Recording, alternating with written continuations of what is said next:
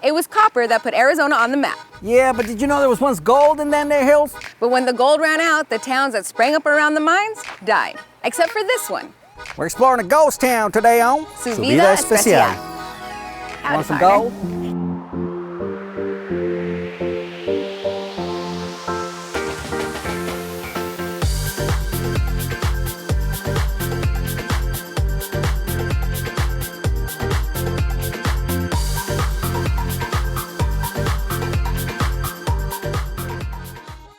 Hey everybody, welcome to Su Vida Especial. I'm J.R. Cardenas. And I'm Vanessa Ramirez. We're hoping to strike it rich. We're panning for gold. Well, at least have fun trying. Here at Goldfield Ghost Town and Mine Tours near Apache Junction. You know, Goldfield was once a thriving community. In fact, nearly 4,000 people used to live here. Really? Goldfield was a town even before Arizona was state number 48. Now, how Goldfield managed to survive all these years is a miracle. They have a pretty interesting story.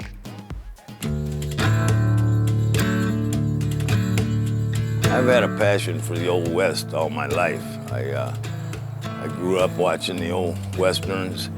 I loved going to Knott's Berry Farm when I was a kid. I grew up in California. And then as soon as I had a driver's license, I was off to the Mojave Desert and exploring old mines and old towns out there. I did some mining in the Mojave Desert, and I knew real well what old towns were like. And at that time, you know, it was late 60s, early 70s, a lot of the old towns were rolling over into tourism. And I thought that was great because they were able to bring them back to life and let people enjoy some of that history. My name's Robert Schuss. Everyone calls me Mayor Bob around here. I enjoy being called the mayor. Like I said earlier, I'm not an elected official, it's a dictatorship, you know, but I'm also in charge of everything, which means repairs, maintenance, constant calls from everywhere. And it's fun. I mean, I've been doing it a long time, 34 years now, so I'm beginning to like it. I was in construction most of my life. I did a job in San Diego from here. This is after I was already living in Arizona, and it was a 2-week job. And we went night and day for 2 weeks trying to blow it out. And we were driving home, and a lot of my crew was saying, man, there's got to be an easier way to make a living. So we started talking, and the idea of reviving an old town came up. And when I got back, I started looking for one, and I found one. I was lucky enough to drive by a for sale by owner sign on the highway. And found out that this was the original site of Goldfield Ghost Town. The old train, we decided to put that in. Goldfield at one time was supposed to get a train running from Mesa to Goldfield, a little narrow gauge. And it came real close, but at that time they had a bad flooding of the mine. And they could no longer pump the water out, therefore they couldn't mine. And things went downhill. Goldfield never got his train, so we decided we were going to give Goldfield a narrow gauge. The stagecoach, that was a wonderful find that took place for us down in Tombstone, Arizona. They had an auction at the Wells Fargo Museum, and that stagecoach sat out front of the Wells Fargo Museum for years and years. Our first day we opened up, we did $9, and I'd spent about 150 grand at that point. And I was walking by the gold panning one day, and I seen this little kid. It still gets me to this day. I seen him panning for gold, and his eyes just lit up. I knew I did the right thing.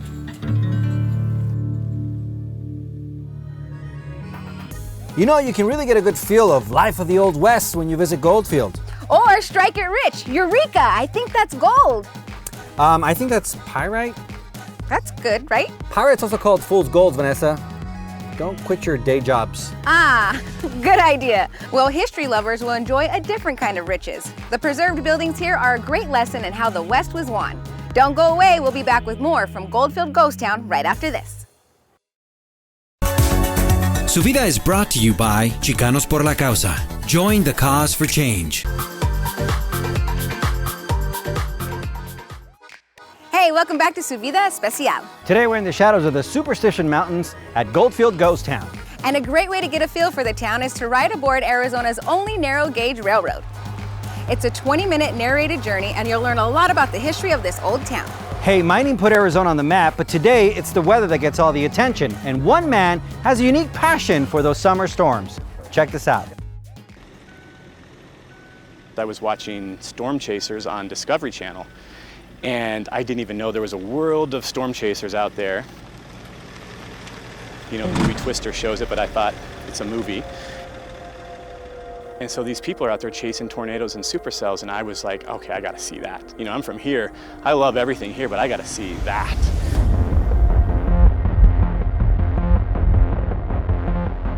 I started chasing probably 2008, 2009 around Arizona, just trying to capture lightning. I used to watch lightning on the back porch with my dad, and I remember a lightning bolt hitting maybe a couple 100 feet behind our house, and I still have a vivid memory, probably when I was like 7 or 8. And it's kind of funny because that's the first thing I really wanted to photograph was lightning. It's what attracted me to all this. In 2011, I decided to try to time-lapse. That second or third ever time-lapse I shot ended up being the historic July 5th, 2011 Haboob that rolled over Phoenix that was viral around the world. And that kind of put my name on the map, but also opened me up to this world of time-lapse.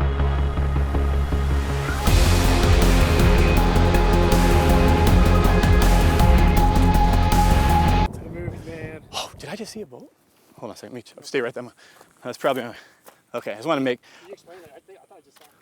I thought I saw that out of the corner of my eye, but I don't hear my lightning trigger. My other camera, my Sony should go ch-ch-ch.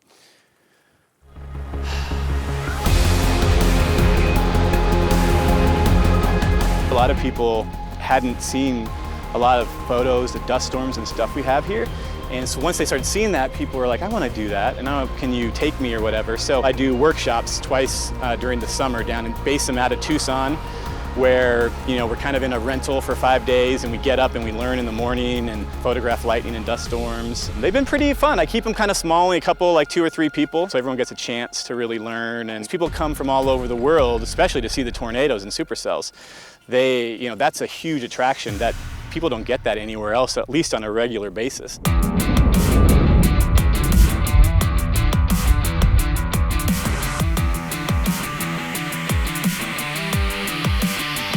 If you've never gone storm chasing, then Arizona is a really good place to start because it's not so scary. As long as you kind of avoid flash floods and standing underneath lightning bolts start striking all around you, you should be fine. It's kind of hard to teach the instincts and the methods of chasing until you just do it. Because I could tell you what to do, but you might look at a cloud and go like, I don't really know what's happening here because I've never seen this before. But once you've done it for a few years, you're like, okay, I know what's about to happen. Just getting out and doing it is really like the best advice.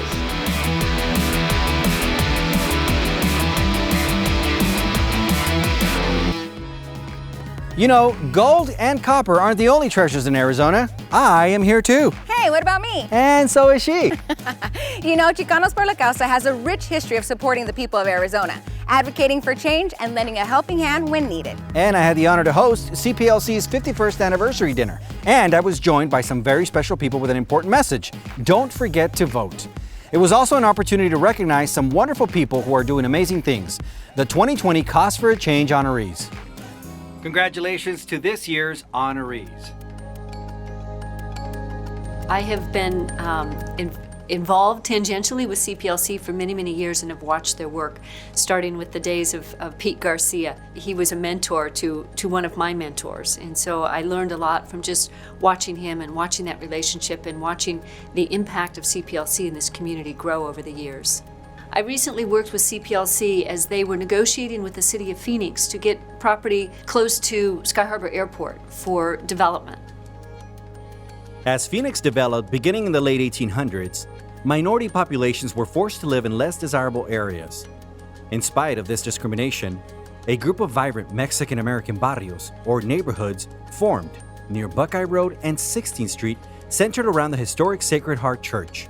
However, as the nearby Sky Harbor Airport became an economic engine for the city in the mid-20th century, this land, once considered undesirable, became much more valuable. As a result, the city forced out the residents and razed almost all of the old barrios, with little regard for the communities that it destroyed. The land around the airport, which was the Golden Gate community, is something CPLC has always been looking at. Some of our board members have ties to Sacred Heart Church that's sitting there in the middle, and they protected it. So I called upon Karen to say, how do we put this together so we can go after the development rights for this land? Very proud to be able to honor her with this award.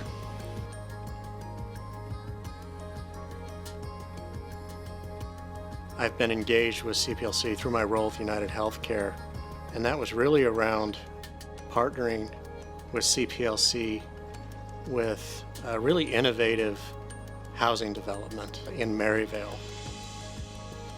Well, the partnership with United Health has changed the game when it comes to healthcare and when it comes to housing. United Healthcare formed a partnership with Chicanos por la Causa that has become an internationally acclaimed model. CPLC purchased and rehabilitated 2 blighted apartment complexes with a near zero interest loan from United Healthcare. CPLC reserves 20% of the apartment units at half price for United Healthcare clients experiencing homelessness. United Healthcare's loan allows CPLC to create a safe living environment for working-class families and individuals. Their rent offsets the cost of housing for United Healthcare clients in need. Safe and reliable housing vastly improves health outcomes for these clients, providing savings to United Healthcare, and those savings take the place of interest for the loan. To date, more than 150 individuals have graduated through this program from homelessness to self-sufficiency. I am honored, I am humbled with the recognition, especially because it is an award that is named after Ed Pastor and Verma Pastor. You know, the Dr. Meredith, I'll call her Dr. Meredith because she's earned that. You know, she's been in education most of her life, and she's so committed to making sure that all folks, not only Latinos, but all folks, get access to a quality education. It is so important for our people, for our families to understand that there is a value to having an education, there is a value to having a college degree. Doesn't matter how young, how old you are. Education is valuable, it is important, it is worth the time and the investment. There's nothing better than that sense of empowerment that comes from culture and roots and your family and the values that we have as a community and as a culture. They always are doing something that's bigger than themselves. They're humble, but they're strong people, and they care and are committed to this community, and that's why we wanted to honor them, because again, that's what CPLC is about, empowering lives, and all these folks are definitely a part of our partnership in empowering lives. And we'd like to add our congratulations to our good friends at CPLC, 51 years young and still going strong. We'll be back with more Su Vida Especial right after Vanessa buys everything in that store. Don't go away. It's time to go shopping. I'm not kidding.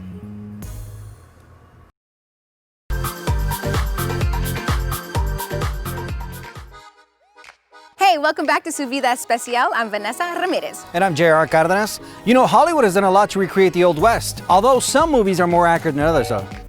Yeah, but a visit to Goldfield's Historic Museum will set the record straight. Here you'll find some great exhibits, including one of the most famous gold mines in America, the Lost Dutchman. Despite the fact that no one really knows where it is. Another great exhibit is dedicated to the famous old westerns filmed in and around the legendary Superstition Mountains along the historic Apache Trail. You'll occasionally see a blacksmith in these old Western movies. It's good to know that today that trade is still alive and well.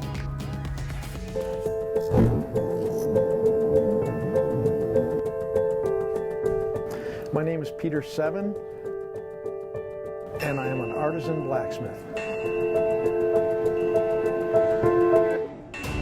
I produce hand-forged ironwork of all kinds, from small items like nails and belt buckles up to big gates. And I use traditional tools for the most part, and have a wide variety of work I've done. I got into the craft because I decided I wanted to do some work with my hands, and I had a good friend in New Mexico who had taken this up and became very interested in this. I found I was very fortunate in meeting an older man who helped me along quite a bit, kind of pointed the way for me, helped me start this shop. Most of my tools over the years I've made, some of the major machines I use, my hammers, my tongs, All my punches and chisels I've made myself. The tool that you use the most in a blacksmith shop is the anvil. It's pretty much the center of the work. I like using my hand hammers more than anything. And most of them are 30 years old, so to make something that far back and for it to be so well made, and the fact that I use it every day is really one of the reasons why I got into this craft. Well, the things I create most regularly are fireplace screens, table bases, door hardware, gates, railings, and very small items from nails up to belt buckles. Well, a lot of my work comes from clients, and generally it starts out with an idea, something they want. I try to find out if they have any ideas about what they want. I'll do some very simple sketches for them, and generally that's just about all I need to do. They'll say yes or no, or I would like it to be more like this or more like that. And eventually we decide how it's going to be done. I start and I lay it out full size generally. Right now I'm working on a door to a house. It's a glass door. I'll probably have more than 200 hours in it. I've done other jobs that were more than that, and I have some jobs that only take me a day or so to do. I get great satisfaction out of working with your hands. I think that's something anyone would get satisfaction out of. And just generally working hard, you feel really good when you go home at the end of the day. I would say the best part of what I do is when I'm coming down the home stretch and I finish the job. And a lot of times I'll look at it and I'm not too sure that I've done it right, but generally, maybe even years down the road, I'll look at it and think, boy, that turned out pretty good.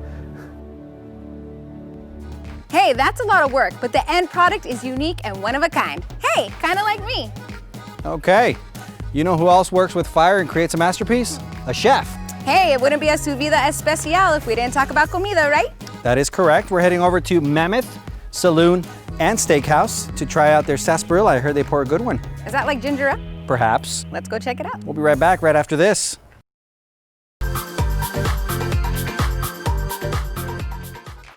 Hey everybody, welcome back to Su Vida Especial. We've been hanging out at Goldfield Ghost Town Mine and Tours. You know, there's so much to see and do here that it helps to take a much needed break to enjoy some delicious food and a refreshing drink. Oh yeah, no better place to do it than the Mammoth Steakhouse and Saloon. You've got the Superstition Mountains in the background, great atmosphere, and awesome music. And Cowboy Dan. Oh yeah. Woo, look at that. Ah, it smells so good. Here's the food. What do we have? Oh, we got delicious mammoth burger. I believe that's for you, Vanessa. Thank you. Believe it or not, the lovely chicken for my friend Jerry. Thank you. Special the wing, so we can fly during Halloween. Okay. This is Wisconsin cheese nuggets. Oh my. Ketchup and mustard. This is, we are fancy, nice. Okay. In case you need them, one extra. Perfect. This is for the bones. This is to clean your hands. Awesome. God bless America. Enjoy yourself. Thank you very much, Dan. Thank you. Enjoy it. Thank you. Wow, Jerry, are you gonna finish all that? Try me. Oh my gosh, that's a lot, but it looks amazing. You know, we're enjoying this patio, but if you go inside the saloon, you'll be surrounded by Old West artifacts, including the authentic Old West stagecoach from Tombstone, Arizona, that Mayor Bob meticulously restored. That was awesome. He did a great job. You know who else does a meticulous job of the edible kind? Brittany from Abbey Cakes. Check this out.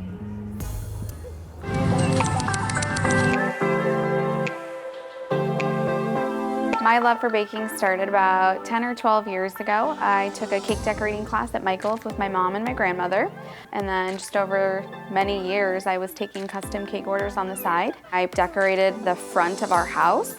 We had many people come pick up cakes, and so like the front of our house was closed off, and it was like our little cake shop. And we had the Abbey Cakes logo, the sign up there. We had display stands and cakes just like we have here. I don't think that I, for a long time, ever thought we were going to open a storefront. I thought I could fully run a business from my home just doing custom cakes. This particular space was previously a bakery, and so when we saw it become available in the town where I grew up, it just seemed like the right thing to do. Abbey Cakes came about because my daughter's name is Abby. Hi, I'm Abby. We were always in the kitchen, baking together, and just the natural thing that came out of all of our mouths was Abbey Cakes, and we were always calling her Abbey Cakes. She's always keeping things fresh, and she's very honest about flavors. She is the #1 taste tester that we have, and she'll tell us if it's good, if it's not, if it doesn't go, or if the flowers don't look right on the cake and they didn't match. I like the double chocolate chip cookie because it has a lot of chocolate and I like chocolate. My team is so special because everybody is so different, and really everybody brings something different to the table. And we don't really make any decisions just on one person alone. We take everybody's opinions, everybody's feedbacks. I mean, even as far as flavors, when we're making a macaron flavor, everybody in the kitchen tries it, everybody gives their feedback, and then we move forward with it. So I think just all the different perspectives and personalities and taste buds really is what makes our team so great. One of my favorite cakes is one that we created for Pride Month, and it had different swatches of buttercream that were just hand painted onto the front of the cake. It had a ganache drip and all kinds of loaded stuff on top, all the sweets, an ice cream cone, macarons, sprinkles, and that definitely is our design style, just being really fun, creative, and really bright and vibrant. And that's really like who we are. I think I'm most proud that my dream has actually come to life and it's become a reality. Prior to coming in here, we were just always jokingly saying, yeah, what if we took that spot one day? What if we got to go in there? And it's actually true, and I think people don't realize their potential, and even going into it, sometimes you don't know if it's going to work out, and then it does. And it really only works out because of the team that you have and the community that shows up for you. So I'm most proud to be part of this community and to be living my dream in this community. We would like to invite you to come try us out and have the Abbey Cakes experience and see the difference in our sweet kitchen.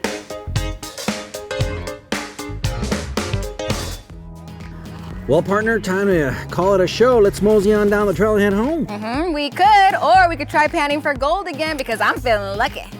Let's do it. Hey, for a fun time, head on out here to Goldfield Ghost Town and Mining Tour. And strike it big. Sounds good to me, right?